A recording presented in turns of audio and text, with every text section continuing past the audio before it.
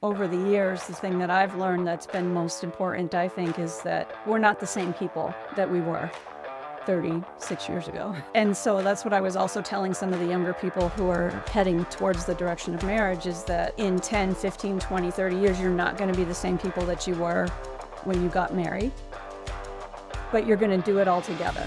So everything that changes you, everything that grows you, every experience that you have together, everything you face together, all the joy, the sorrow, the heartache, everything, you do it together. So even though you're not the same person, because you've done all those things together, it still works and it's stronger and better.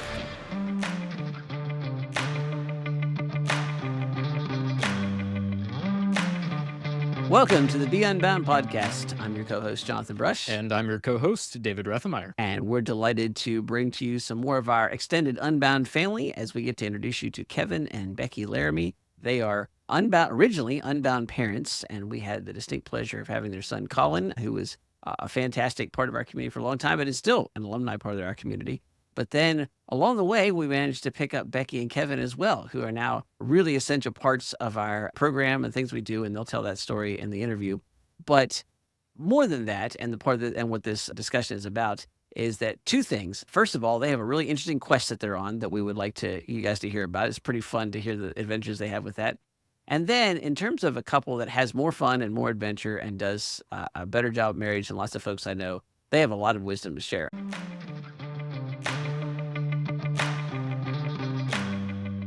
Well, Kevin and Becky Laramee, welcome to the Be Unbound podcast. This might be one of the few Unbound things that you guys haven't done yet, so it seems like it's appropriate that we finally loop you into the podcast. There's a lot of intro that we told you here just a minute ago, but we have tons of gratitude for Kevin and Becky. They show up and do the hard work at almost all of our events. To say that they're undercompensated would pretend that they were compensated at all, and that would be untrue. And they have not only participated in lots and lots of Unbound adventures and made them a lot better. They've turned around and allowed me to participate in some of their adventures. And honestly, that's one of the reasons I wanted to have them on the podcast, because these are folks that seem to find adventure wherever they go. So welcome to the Be Unbound podcast. We're really glad that you're here. Glad to be here. So give us a little bit of a background. So Becky, you go first. Tell us what you do and how you managed to get victimized into being part, I guess, in this podcast. So I'm a registered nurse as by trade. I got connected with Unbound through my youngest son, who was part of the program many, many years ago. I think we were all at a homeschool convention one time in Pennsylvania, I want to say. And we had all gone out to dinner, and somehow you heard that I was a nurse, and you had a need for a nurse, and so you asked if I wanted to come and be the Unbound nurse, and that was 9 years ago. Just a little while ago. Do you remember, did you go to Texas twice, Becky, Just or once? Once. Okay. I was thinking, I remember the way this went. We did that conference, our first ever kind of national conference, the first time. And we got through with one broken toe, I think. And I remember thinking at the end of that was by the grace of God. And I don't know what I was thinking, but I could never attempt this without medical personnel again. So not long after that, I was talking to you and was like, oh yes, could you please come and help? And you have been making sure that we keep kids in one piece ever since. Or maybe did you have the broken toe? I think maybe that was the year that the second year we had some. Anyhow, we had very minimal injuries, but I just remember thinking we just escaped through the fact that God looks after fools, and so that we definitely needed some extra help after that. So, Kevin, how did you get roped into all of this? Well, I was a supermarket guy for 34 years. Now I'm a machinist. I heard through the grapevine and through my son, who was also part of Unbound at that point, Colin, and it really piqued my interest. I knew Beck was getting involved very much. So I was hoping at some point I could be involved in the group, which after, 3 years, I was actually asked to basically join or whatever. And I've been going now for, 5 or 6 years. Asked to join made that sound a lot. Drafted was probably closer to than what I was thinking it was. So yeah, and Colin, we should bring Colin on for our own adventure podcast episode. In fact, we had a storytelling session at the latest capstone, and Colin featured prominently in one of those stories, even though he wasn't there. And so we've got a lot of fun stories that we can share with Colin.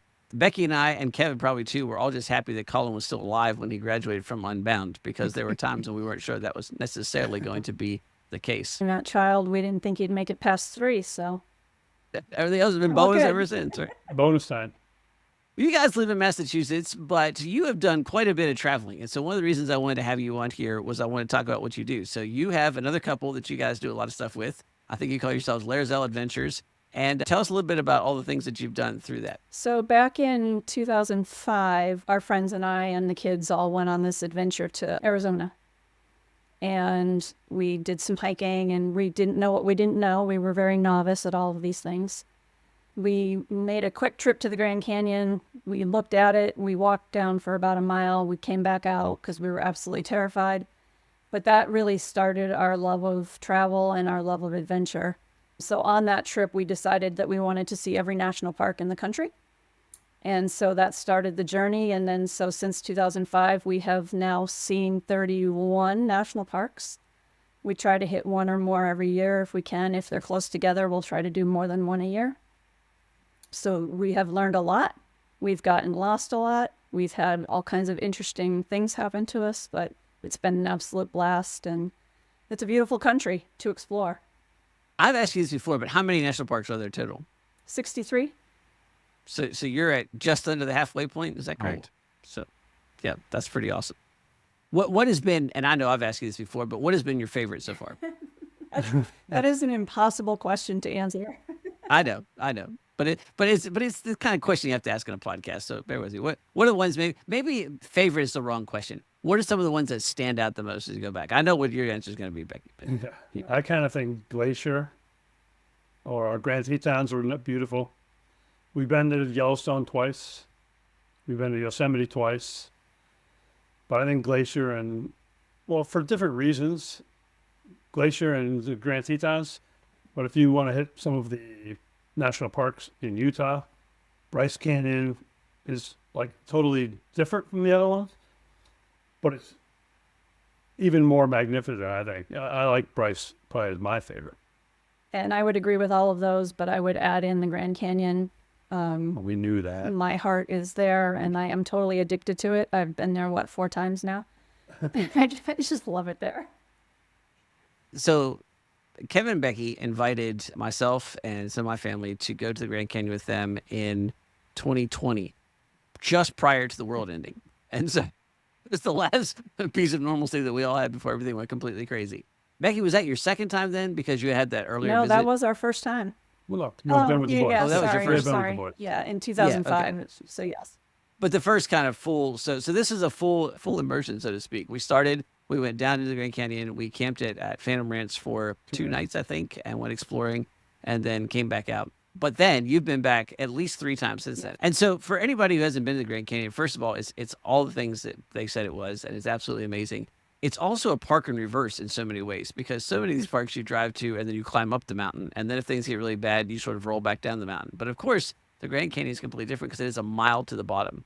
And so you start, and if you start down just casually, you have to make it all back up. And so it's kind of an interesting challenge in that aspect. So you can get down to Phantom Ranch. It's not an inconsequential hike, but you can get down there relatively easily.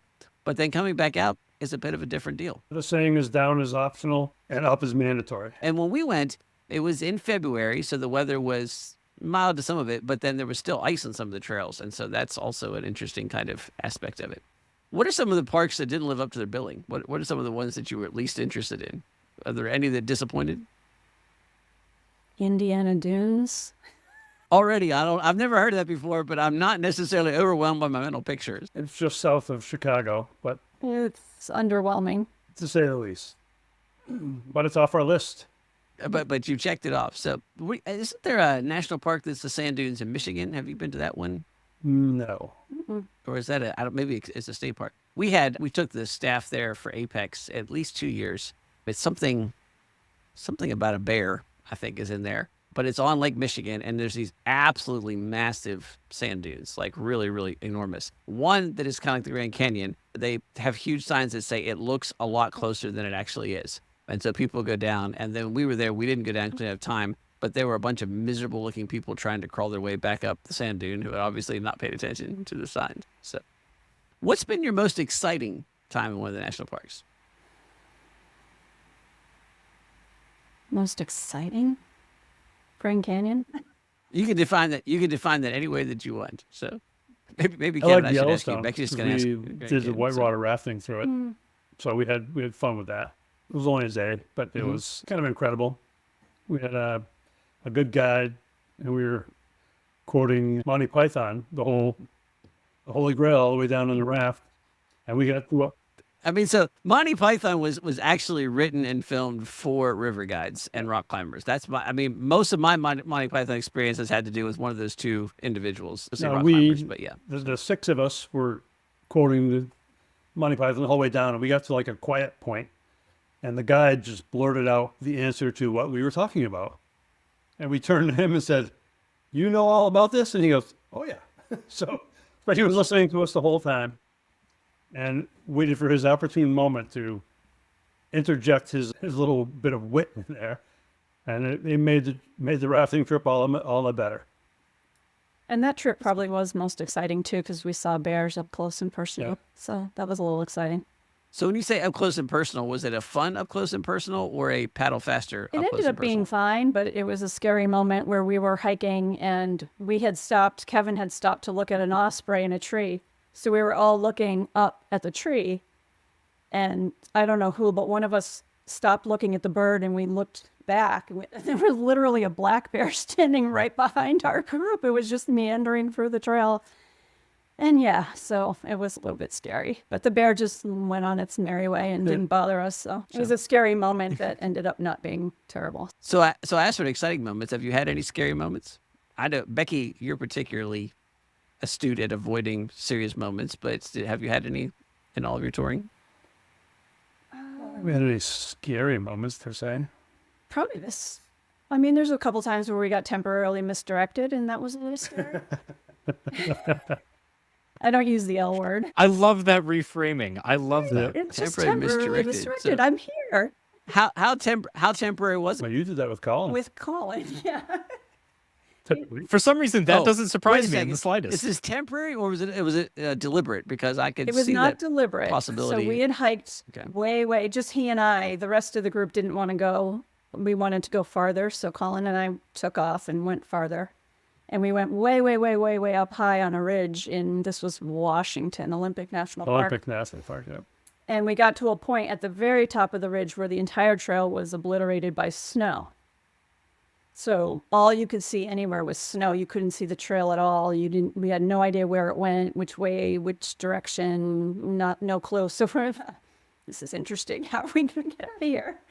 So I got a little panicky. Colin saved the day. He took out his map and compass, laid it down, oriented us in the right direction, and got us out of there. So it was all good. But it was scary for me for a moment. Yeah, it always sounds like if you hear it from someplace else, it's like, well, how lost can you be? You're on top of a ridge, you can see the valley and all those kinds of things. But I had an experience in the Adirondacks about 2 years ago where we took a backpacking hunting trip. And so, of course, if you're hunting, you don't always stay on the trails. And so we had backpacked in about 7 or 8 miles. We'd camped on the side of this lake, and there was a slight ridge behind us. And then it crossed over into a small valley on the other side, which had a drainage and a pond around it. And on the satellite, it looked to us like there was some clearings around the pond. So we decided to go over there.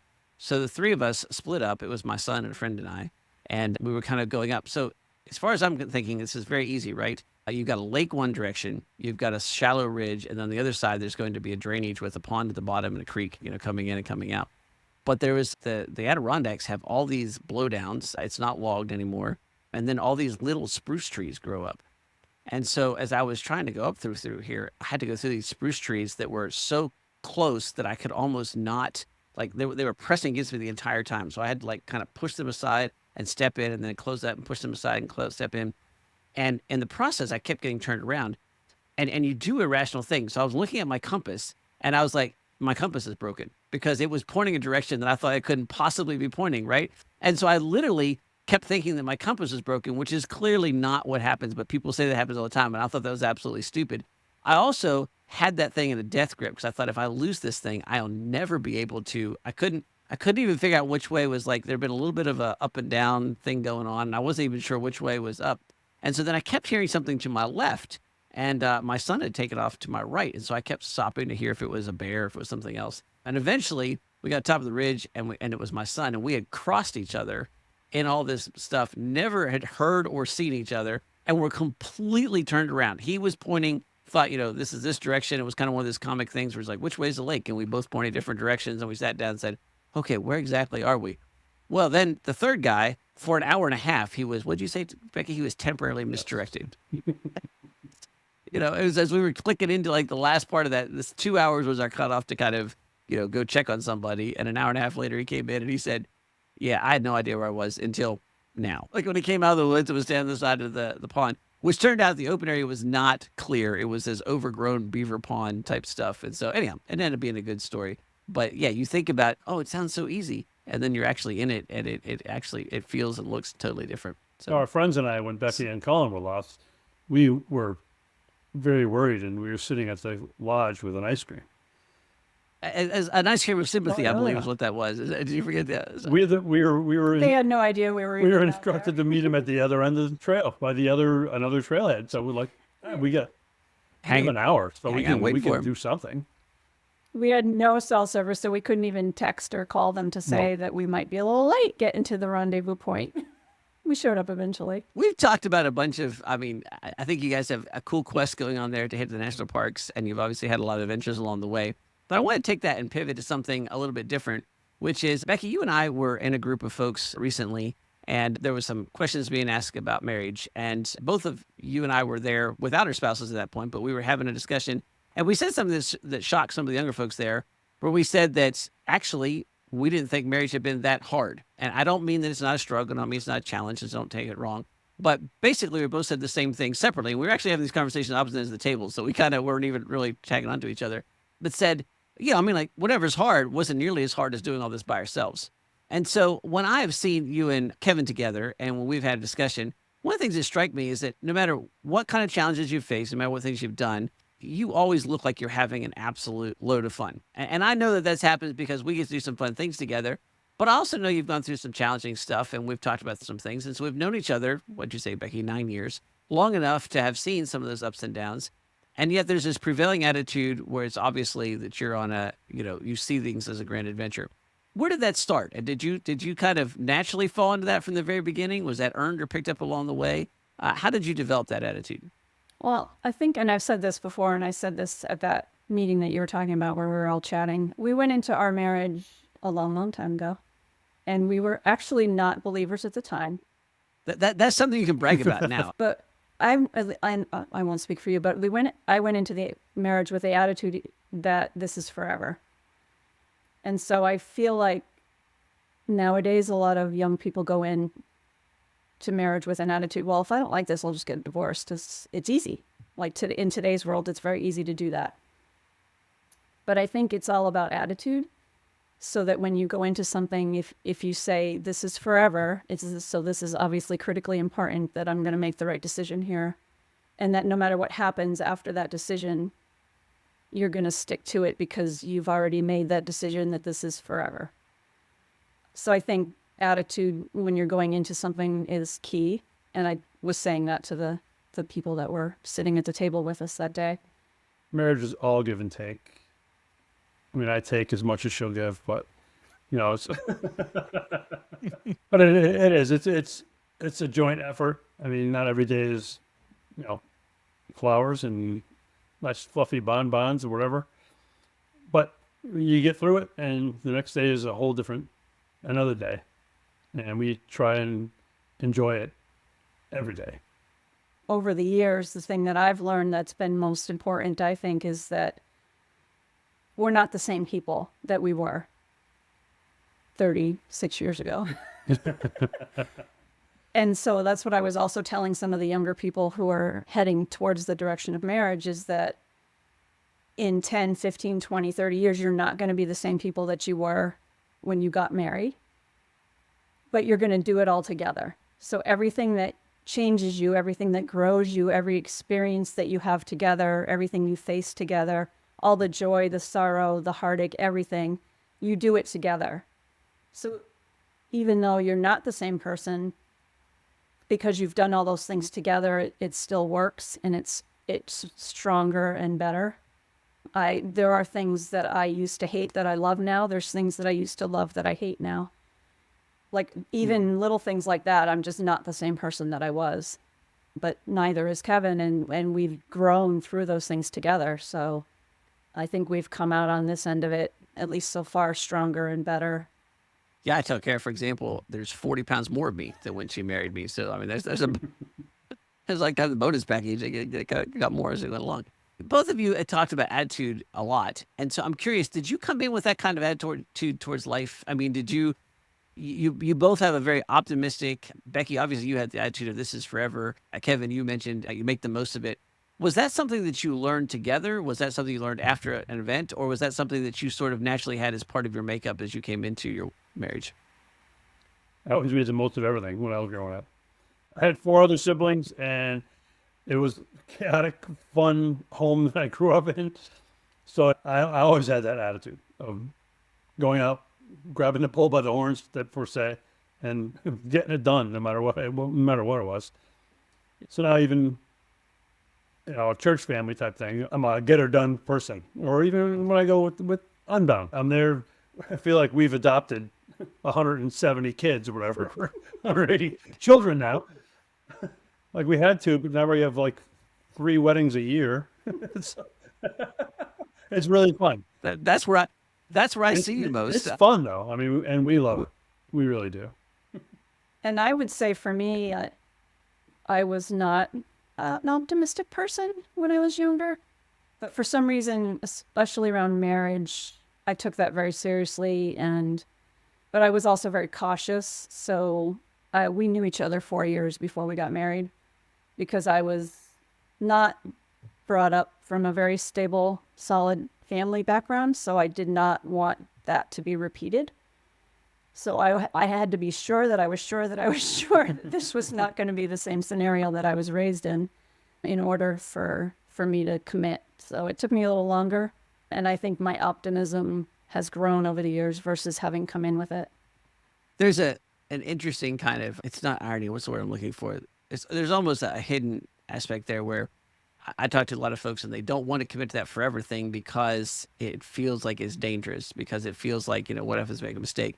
And then actually it's the forever thing that will almost certainly make the mistakes work and the whole thing kind of go together. And that's a strange thing to explain, but I think maybe we covered this during that discussion that we had at that lunch. Becky was saying that, yeah, if I had to point to my own marriage, the absolute certainty of the conviction on both sides has been, we both knew it was permanent, and we never doubted that for even half a second. And whatever is hard becomes so much easier when you have that permanency. And that has been certainly our experience, is that, we've gone through some things where people are like, the statistics are this, that like 80% of people get divorced after this or something. I remember thinking, why would now, when I need as much help as I possibly can get, why is it that we would bail now? We were facing this colossal struggle. Why would we want to then face it on our own versus being able to face it together? And also, that hadn't even occurred to us as an option.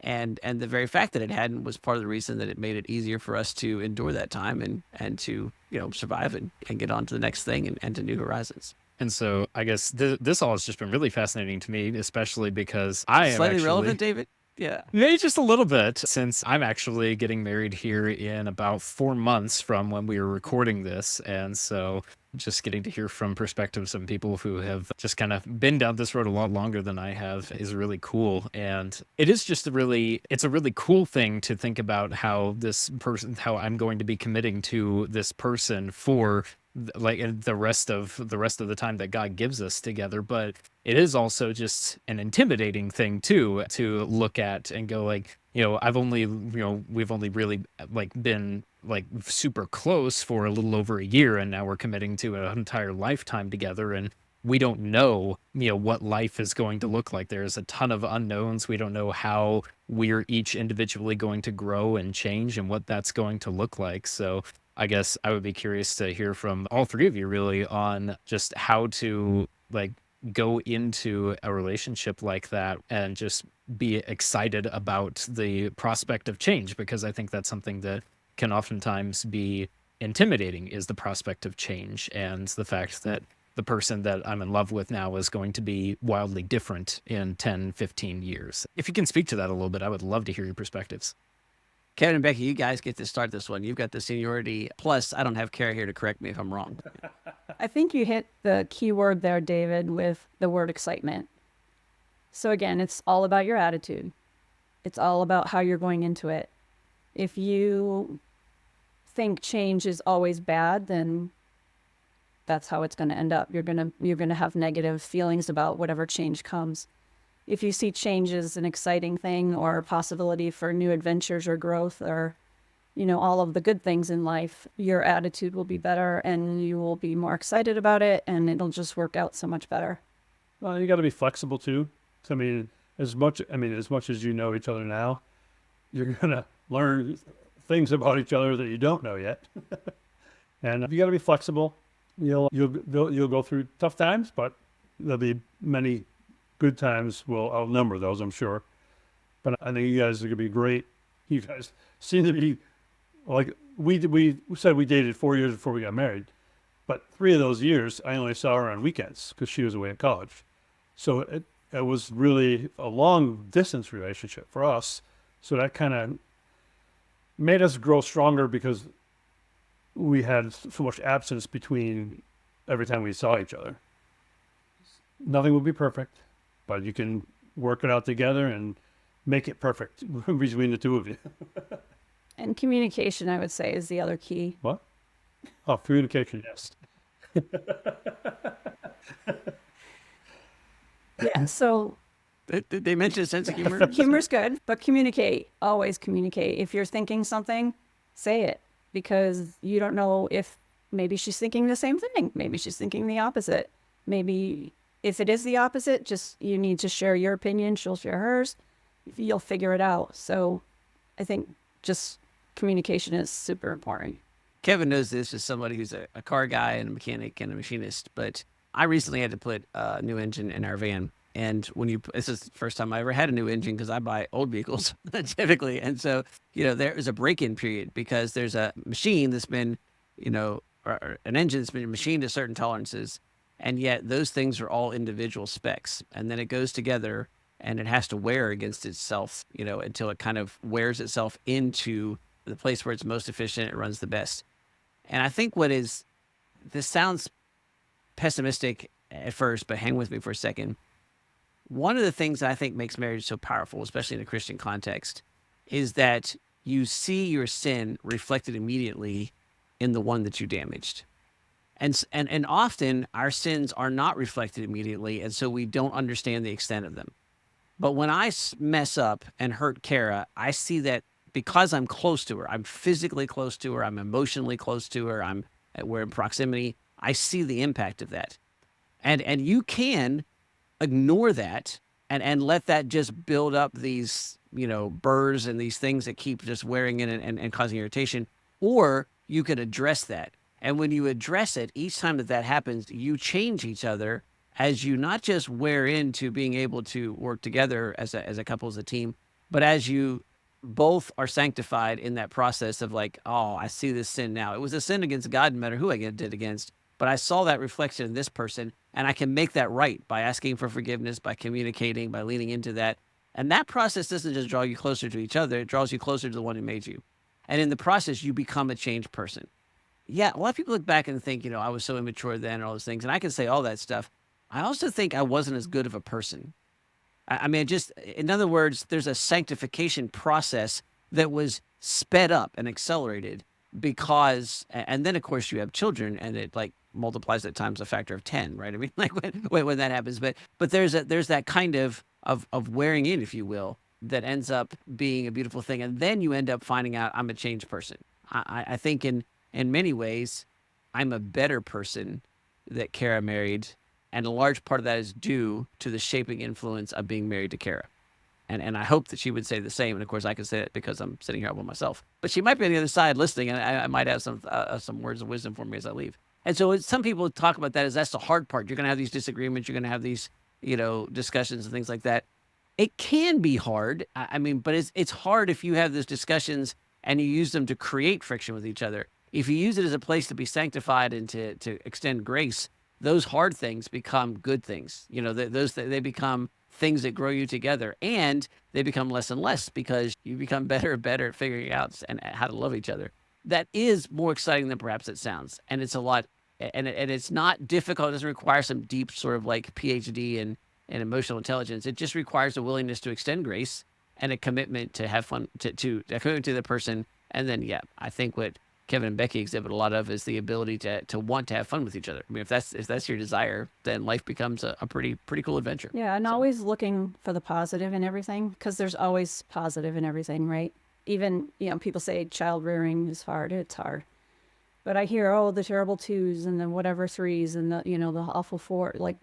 But if you look at the positive of every stage of a child's growth, it way overshadows any of the hard stuff. And I think the same applies for marriage. I think if you go in, like we talked about, with the good attitude, this is forever, I'm going to make this work, this is going to be great, and always look for the positive in everything, it will totally overshadow any of the hard or work that you think is involved. And I would never, ever say that marriage was hard. I know people say that nowadays. I hear lots of people saying, oh, marriage is so hard. And I think, no, I don't think it is. But that's just me. Maybe I'm crazy. I do the contrast thing. I mean, like, compared to what? Trying to figure this out on my own? Oh, thank the Lord that he gave me the grace of being married, because, I have one thing that I've amply demonstrated is I'm not smart enough to figure it out on my own. So thank God for Kara's grace that made that easier than harder. I wonder if the distinction there is that what a lot of people mean when they say that is that marriage takes work, it takes effort and investment, and that a lot of people just take that and equate it to it being really challenging. Do you think that might be part of it? Maybe. I've never really asked anybody who said marriage is hard what they meant by that. I think that could be something. I would just also say, though, that it takes work, but so does playing baseball. You know what I mean? Like name something that you really enjoy doing and say, does it take work to be good at that? Kevin, you're a pretty good fisherman. I mean, it takes, I mean, I don't know if you quite work with fishing, but I mean, there's some extent that you have to learn about what to do, and you have to have the patience and all those things. In other words, it's more like that to me. I mean, does it take work like digging a ditch and filling it back in? That's not pleasant work. But does it take work? It's more like the kind of take work that, I'm practicing this game that I like. And there's some times when I sweat, and there's some times when I miss, and there's some times when I have to work really hard. But ultimately, I get to play baseball. How cool is that? It's that kind of thing. Like you said, if you want to go fishing, you gotta work, and it's not like every caster catch fish. They call it fishing. They don't call it catching. So, I mean, it takes work. You have to trust, again, what you're doing to try and come to a good conclusion. Well, Kevin, Becky, thanks. I appreciate you being willing to do this and to jump on and to share some of your adventures, and more important, to share some of your wisdom and perspective. Is there anything else you want to add before we get ready to wrap this up? I think so. Our adopted family is growing every day, it seems. We should add up how many weddings we're going to cross on this year. So that's what I said. We went from seeing each other at Unbound events, and then we threw in a few other random things, and now by far and away, we meet each other at weddings far more. That's turned out to a whole new thing. I've now learned a lot of things about weddings, including even if your wedding is outdoors in California, one should always bring a jacket. Yeah. Just to put that out there. It doesn't for rain in some Southern California, wisdom. but it does. I think the closest I've come to dying at a wedding was at a wedding in California where I forgot the jacket, literally left it laying on the bed at the hotel, like, I'm not going to need that. And then was like, I'm going to die. I did die in a mountain. I didn't die because I got temporarily misdirected. I died because I was at a wedding reception. I forgot my jacket. So, yeah. I want the cold one. Becky was there, so I figured she'd call the rescue squad if I started showing too much signs of hypothermia. We are just super happy to be All part right. of the Unbound family. I just wanted to say that. It's an honor to be part of it. It brings me much joy and hope and happiness, and I get way much more out of all the events than I ever give, so we just love it. Well, and I think that it probably is a testament to the fact that you guys attend several weddings a year, and the fact that you have been a blessing to the community as well. And so even just from getting to pick your brains about coming into this new stage of life here for just a few minutes on this podcast, I think I can say the same. So really appreciate you guys as well. Thank you. It's tough to imagine that they get more than they give, because these are folks that give a lot. So, Kevin and Becky, thanks. We really appreciate your time and all that you invest in us as well. So, look forward to seeing you probably at a wedding before I see you at Apex. Thanks, Jonathan. Thanks, David. Thank you. Well, that absolutely delivered in terms of we got some fun stories of adventure and what is it, temporarily misdirected, which I'm totally going to use the next time. Oh, I don't know where in absolutely. the world I am. Yeah, absolutely. And then some great relational and marriage advice from some folks who have been there, done that, and are still having an absolutely awesome time. It ended with an interesting thing there where Becky said that she's gotten more from the community that she's given. That's pretty substantial because they will never admit it, but Kevin and Becky have put a lot of time and a lot of treasure into Unbound in a lot of different ways. And it has been sacrificial. It has been sometimes hard. And it has always been just an absolute full-on commitment that has benefited our staff and our students. And that has included some, medical emergencies that we're okay because Becky was there. We've never had anybody get seriously damaged long term, but we've had the kind of run of course of injuries and things like that happens as we do events like this. And part of the reason we haven't had this problem is because of Becky. Becky has kept us from doing things that might have caused more problems because she has a very good sense of safety and what we should and shouldn't do. One thing that is worth noting here publicly that Becky would never admit to is that for years, Becky volunteered to be our nurse. And I just asked her to be the nurse, and it's a big deal, but I didn't think much more about that. And it took me many, many years until I found out that in order to be the nurse, Becky would actually figure out where we were going, and then she would get her certification for that state. Now, I was not making any logistical decisions on the fact that Becky was going to have to get a certification for every state because she never told us. And it came up accidentally one time, and I started adding up how many states Becky is certified in now because we were there one time, and she knew she was going to be there, and she went ahead and got it. That was an incredible above and beyond, kind of in secret, never knew about it, and just a major sacrifice, a major investment in time and money for her to do that in order to be able to do it, have an extra layer of keeping our students safe. And just worth noting is the kind of people that Kevin and Becky are. Yeah, it's absolutely something where, like, if we were to bring that back on here and to bring that fact up to her, she would just say, "Oh, it was just part of what I got to do, and just it was part of the adventure." And that's absolutely a testament to what kind of people they are. It's just they are willing to go above and beyond just because they see even the above and beyond is just part of the adventure, and they have fun with it, and it's just so cool to see. Well, we hope this is helpful and that you take that spirit of some of the relational advice, but then more than that, just this attitude of looking at life as an adventure. I would go anywhere and do anything with Kevin and Becky and know that we would have an absolute blast. And of course, we did have that trip that we had to the Grand Canyon. What I didn't share was that I was sick, not with COVID, but was sick going to that. And so it was kind of really dragging and just barely remember that. I only remember it because they joke about some of the things I did when I was not necessarily at the top of my health game. But all I remember from it is the laughter and the carrying on and the fun times that we had and all the different adventures when we did that. And that's what happens when you hang out with great people like that. Which is a great transition. If you want to hang out with great people like that, we know where you can find some of them. And so we are getting close to preparing for Apex. By the time this airs, we'll be just weeks away from the big event. In fact, we have, as we're recording this, we have an advanced team down at our location doing their final site visit. Logistics are coming together. This is the time of the year where we both get excited and there's a little bit of terror that rises up because there's always details that aren't quite done. Mm-hmm. And so we're doing that. But it also is a reminder that we're getting ready to kick off the new year and all of those things. And if you want to be a part of that, go to beunbound.us because we are getting ready to close up our classes within the next month or two for our high school classes. So our Equip, Declare, Explore programs, for our main flagship program, the Ascend program. And if you've always been curious about the Ascend program and you would like to know more about it, we just recently did a webinar and we're in the middle of a webinar series. So depending on when you listen to this, some of them will be recorded, but you can still access those. And so you can go to beunbound.us/webinar-series. And of course, that will be in the show notes as well. And you can get access to those. The first webinar in the series is a kind of an overview, not only of Ascend, but also some things that you should be thinking about when it comes to your next steps and preparing your young adult for their next steps in their life and full adulthood, or if you're a young adult, your next steps as you step into this next phase of your life. And so if you're interested or curious, make sure you check that out. David, any closing words for us? I think I'll just take a page from Kevin and Becky's book and just say, go out and enjoy the adventure. And as you're doing that, don't forget to be unbound.